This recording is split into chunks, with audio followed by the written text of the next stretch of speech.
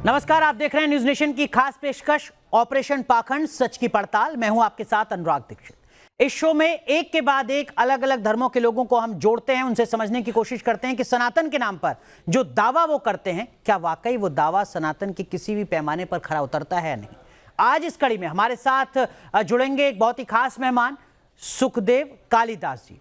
उनसे हम बात करेंगे कि कालिदास महाराज जी के जो दावे हैं, उन दावों में कितनी सच्चाई है, क्या वाकई वो सनातन के पैमाने पर खरा उतरते हैं या नहीं, और मेडिकल साइंस क्या कुछ सोचता है कालिदास महाराज जी के दावों को लेकर। तो हमारे साथ जुड़ चुके हैं बहुत ही खास मेहमान सुखदेव कालिदास जी, जिनकी वीडियो लगातार आप सोशल मीडिया पर देखते हैं। सुखदेव कालिदास जी, बहुत बहुत स्वागत है आपका। अनुराग बोल रहा हूँ, अनुराग दीक्षित। सुखदेव जी, आपकी बहुत सारी वीडियोस हैं और बड़ी संख्या में जो लोग हैं वो आपके दरबार में आपके आश्रम में जाते हैं। मैं चाहूँगा उन दर्शकों के लिए जो अब तक आपके दरबार में नहीं पहुँचे हैं, थोड़ा अपने बारे में जानकारी दें, अपने दरबार के बारे में जानकारी दें। जी मैं बता दूं, हमारा आश्रम हिसार जिले के एक छोटे से गांव बालक गांव में है जी। और कोई बड़ा आश्रम नहीं है, छोटे से गांव में बालक गांव में भुना रोड पे आश्रम है। और कुछ ज़्यादा पुराना 100-200 साल पुराना नहीं है, मात्र 1 साल पुराना आश्रम है हमारा। तो महाराज जी, आप ही ने इसका मतलब ये आश्रम शुरू किया होगा। क्या आपके जीवन में ऐसी घटना हुई 2 साल हो जाएगी जिसके बाद आप इस रूप में जी हाँ, इस अवतार में नजर आ रहे हैं? जी हाँ जी।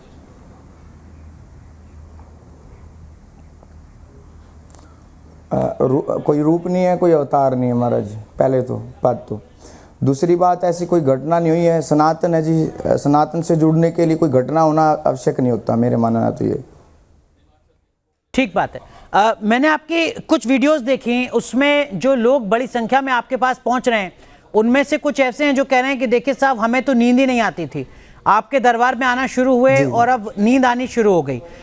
और भी बड़ी संख्या में जो अलग अलग बीमारियों के मरीज हैं वो पहुंचते हैं। किस तरीके की दिक्कतों के लोग ज्यादा पहुंचते हैं आपके दरबार में? जी, मेरे विचार से बीमारियों वाला तो कोई मरीज नहीं आया हमारा जीव तक। हाँ, नींद वाला मैंने भी सुना है, वीडियो से ही मेरे को पता लगा है। कई बार क्या होता है, नेगेटिव एनर्जी जब होती है हमारे आसपास है तो बेचैनी होती है, जिससे नींद नहीं आ पाती। तो हम आश्रम से धूप बना के देते हैं, वो धूप जब हम घर में करते हैं तो उससे वो नेगेटिव एनर्जी ख़त्म होना शुरू हो जाती है और वो आदमी ठीक सोने लग जाता है। इसमें तो कोई बड़ी साइंस वाली और कोई बड़ी लॉजिक वाली बात भी नहीं है, ठीक तो सब जानते हैं महाराज। ठीक है, लेकिन वो तो वीडियो है जो हमने देखी, सबने देखी। जो मूलतः आपके दरबार में लोग पहुंचते हैं, श्रद्धालु पहुंचते हैं, वो किस तरीके की समस्या के साथ पहुंचते हैं महाराज जी? जी महाराज जी, हम बताते हैं भी, किसी भी तरह की नेगेटिव एनर्जी है, जो भी नेगेटिव एनर्जी से परेशान लोग हैं वो आ सकते हैं और उनका स्वागत है, वो आए। अच्छा, दूसरी बात, एक बीमारी के लिए बुलाया जाता है लोगों को। एक बीमारी, बवासीर का धागा देते हैं हम, पाइल्स बोलते हैं जिसको। जी, वो लोग आते हैं। ठीक है, जो नेगेटिव एनर्जी है महाराज जी, क्या इसका मतलब भूत प्रेत व्याधा भी, ऊपरी व्याधा भी?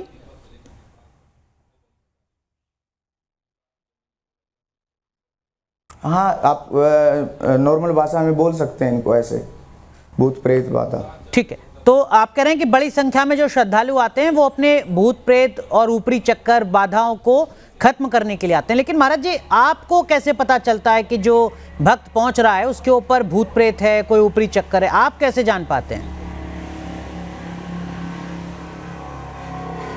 वो पास आता है महाराज जी, बताता है, संकेत होते हैं। जैसे देखो, डॉक्टर के पास जाते हैं, हमें बोलते हैं कि हमें देखना दिक्कत हो रही है, बुखार है, वो देखता है कि हमारा शरीर गर्म है, हमें छींकें आ रही हैं, हमें जुकाम हो रहा है या हमें खांसी आ रही है, तो भी बुखार के संकेत है।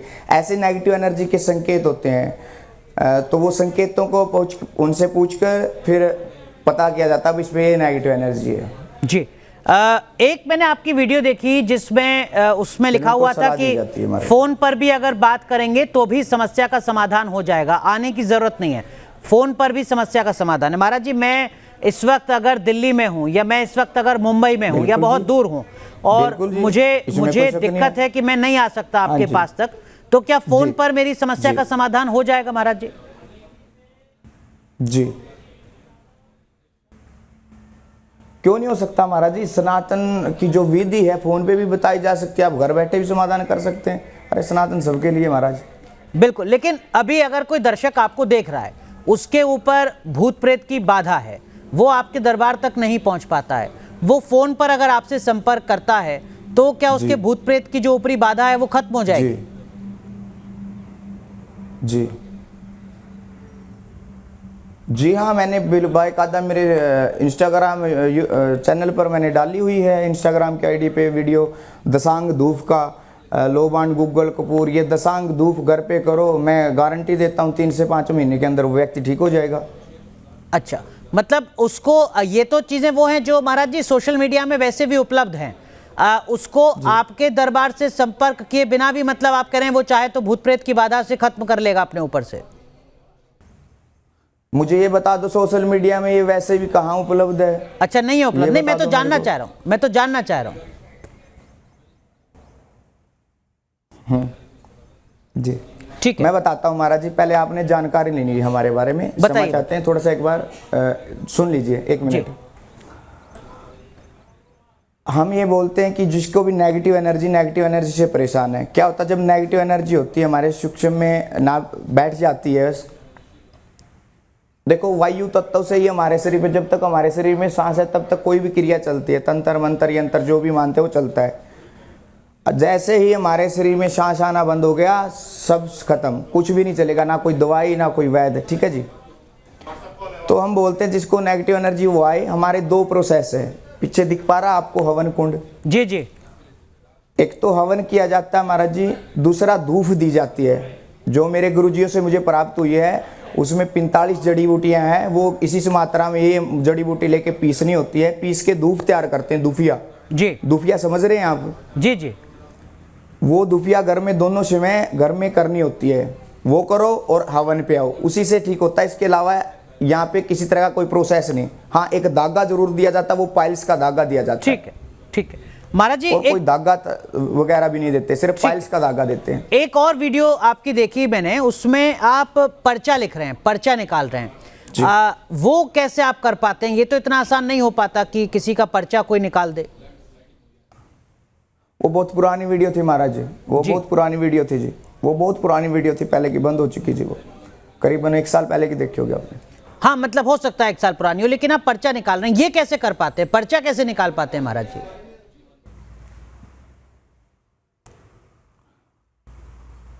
पर्चा महाराज जी देखो, मैं बता रहा ना, वही बात लोगों को समझाई जाती, पर्चा में कोई बड़ी बात नहीं होती। अब जैसे आप मेरे पास आ गए, आपको बुखार है, मेरे को ये लग रहा है बुखार है, तो आपके बुखार है तो मैं आपको बोल के कह दूं भी आपको छींकें आती है, आपका सर्दी लगती है आपको, अच्छा दूसरा आपको तबीयत भी दिक्कत रहती है, खाना स्वाद नहीं लगता है, जुकाम रहता है, वो लिख के बता दो या बोल के बता दो, सेम है महाराज जी। अच्छा, आप कह रहे हैं कि पर्चे में कोई नई बात, विशेष बात ऐसी आप नहीं बताते? ऐसा कुछ नहीं है, ये संकेत है, इन चीजों को देखो और नहीं ना जी। तो अब आपने पर्चा लिखना क्यों छोड़ दिया महाराज जी?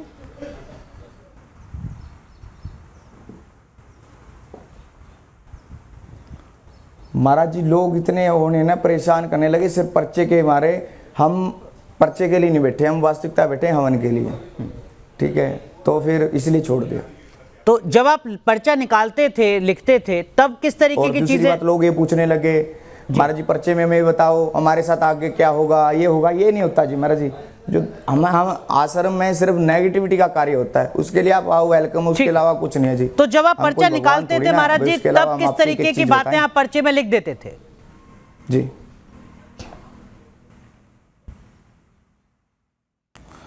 तब यही लिखी जाती थी महाराज, इस तरह की नेगेटिविटियां हैं, करीबन इस साल से चल रही है आपके साथ में, नेगेटिव एनर्जी है, तो भाई ऐसे ऐसे आपके साथ हुआ है, जैसे स्वास्थ्य में दिक्कतें हुई हैं, जो भी उनके नेगेटिविटी के संकेत होते हैं महाराज जी वो लिखे जाते थे। लेकिन महाराज जी किसी श्रद्धालु के अतीत को जान पाना ये तो संभव नहीं होता, आसान नहीं होता। आप कैसे पता कर पाते थे कि उसके अतीत में ये हुआ है?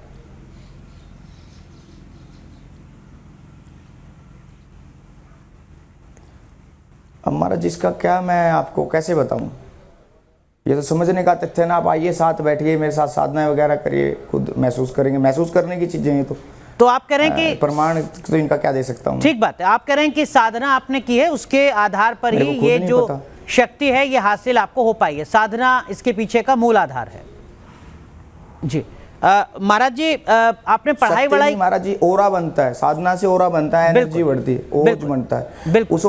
उस ओरे मेरे ओरे में जो भी पास में आएगा उसको महसूस होता है हलचल। ठीक बात है, ठीक है। महाराज जी, पूछना चाहिए या नहीं पूछना चाहिए, फिर भी दुस्साहस कर रहा हूं, आपकी लगभग कितनी उम्र होगी?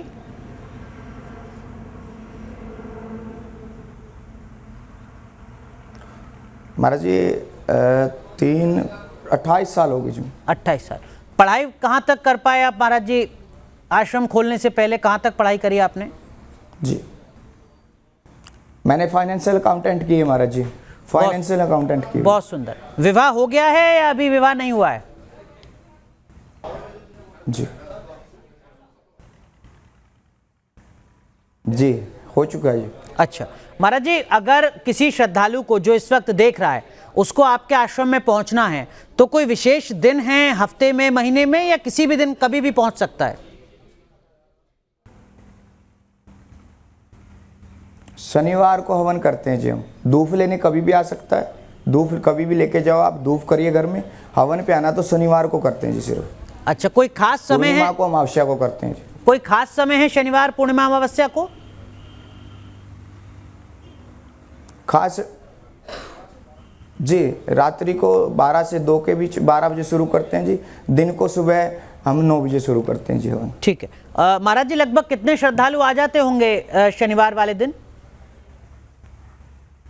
महाराज जी समय समय पे बात होती है, वैसे नॉर्मली मैं आपको बता दूं 100-150 के बीच में जरूर रहते हैं श्रद्धालु। ठीक है। तो जो अभी सर्दी में थोड़े से कम थे, अब गर्मी शुरू हो गए और भी ज्यादा आ जाते हैं जी। लेकिन सर्दी में दूर से आना बड़ा मुश्किल हो जाता है कई लोगों को। तो क्या आसपास के गांव के होते हैं या दूर दराज से भी लोग आते हैं? सर्दी में यही बोल रखा था हमने, भाई घर पे बैठो, धूप करो आराम से। अब आसपास के गांव के भी होते हैं जी, मेरे खुद के गांव के भी होते हैं जी, दूर दराज के भी होते हैं जी। ठीक है। महाराज जी, अगर कोई श्रद्धालु अब इस वक्त आपको सुनकर देखकर पहुंच रहा है आपके आश्रम में शनिवार वाले दिन, तो उसको किन बातों का ध्यान रखना है? वो अगर शनिवार को आना चाह रहा है तो वो किन बातों का ध्यान रखे? हाँ, तीन रूल है जी यहाँ के आश्रम के। पहला तो उसको नहाने के पानी में सेंधा नमक डालना होता है, इतना सा। ठीक है जी। दूसरा नियम ये है जी कि यहाँ से जो धूप लेके जाएगा वो धूप करनी होती घर में सुबह शाम। ठीक है। तीसरा नियम ये है जी कि शराब और मांस मिट्टी का सेवन बंद करना होता है। ठीक है। कोई दान दक्षिणा महाराज जी? चौथा नियम ये है कि वो उसको हवनों पे आना पड़ता है, उसको 1 महीने में एक बार, 1.5 महीने में। हाँ जी। कोई दान दक्षिणा?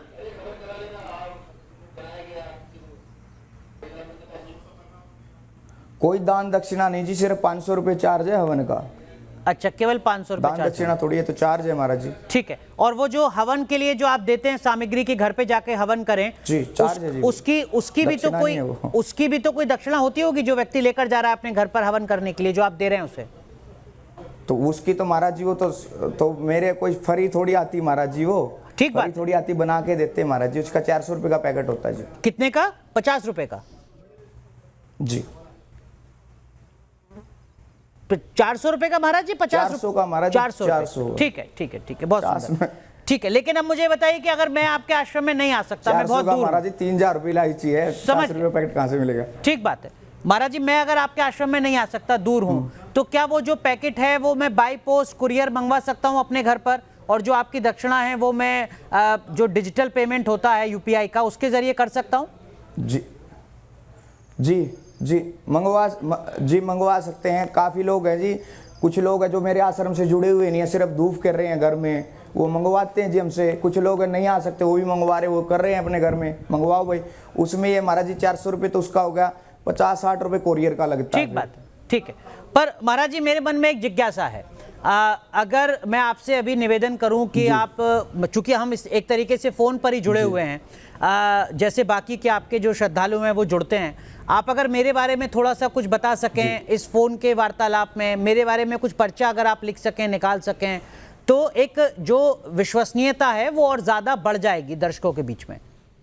आपने सुनिए, मैंने पहले भी बोला महाराज जी, पहले भी बोला है आपको, क्या मुझे ये बताइए मेरे बारे में मैंने कब ये बोला है कि आप फोन पे बैठेंगे और मैं बताऊंगा? अंतर्यामी थोड़ी हैं जी हम। आप पास आओ, मैं कुछ ना कुछ आपका, अगर आपको कोई समस्या है नेगेटिविटी की अगर हुई तो हमारे 2 ही रूल है, धूप करिए, हवन पे आइए, सही भी हो जाएंगे आप। ठीक है, तो मतलब अगर मैं आपके पास में होता इस वक्त तो जादू का खेल थोड़ी खेल रहा हूं मैं, या ना माइंड रीडर हूं मैं। लेकिन अगर मैं आपके पास होता इस वक्त तो आप मुझे देखकर बता सकते थे मेरे अतीत के बारे में। पास में होते तो हम बातचीत करते जी, आपको कैसी समस्याएं चल रही है, और फिर मैं कुछ बताता क्या ऐसा ऐसा भी होता है आपके साथ। अगर ऐसा ऐसा होता है तो समझो नेगेटिविटी, अगर ऐसा ऐसा नहीं होता तो नेगेटिविटी नहीं है भाई, फिर इसका कोई उपचार नहीं है, सीधी सी बात है, 2 ही बातें हैं जी। ठीक है, तो अतीत के बारे में मतलब आप बता सकते हैं, नेगेटिविटी है या नहीं है, उसके साथ साथ अतीत के बारे में भी आप बता सकते हैं। महाराज अतीत नहीं, आपको जैसे आपने बताया, आप बैठ गए मेरे पास, महाराज जी मेरे को जॉब में दिक्कतें आ रही है या मेरा स्वास्थ्य ठीक नहीं रहता जी, ठीक है भाई, आपका स्वास्थ्य ठीक रहता, फिर मैं बोलूंगा क्या ऐसा ऐसे जो कुछ संकेत हैं ऐसे ऐसा होता आपके साथ है? अगर आप बोलते हैं हाँ जी ऐसा होता है, तो हम बोलते हैं भाई नेगेटिविटी आप धूप करो और हवन यज्ञ करवाओ, आप अपने घर पे धूप करो कंटिन्यू। ठीक है, अगर आप बोलते हैं ऐसा ऐसा संकेत हमारे साथ नहीं हो रहा महाराज, फिर कोई नेगेटिविटी नहीं है भाई, फिर तो कुछ ना कुछ और सॉल्यूशन देखो। ठीक है, एक छोटा सा ब्रेक यहां पर ले रहे हैं, तुरंत हाजिर होते हैं।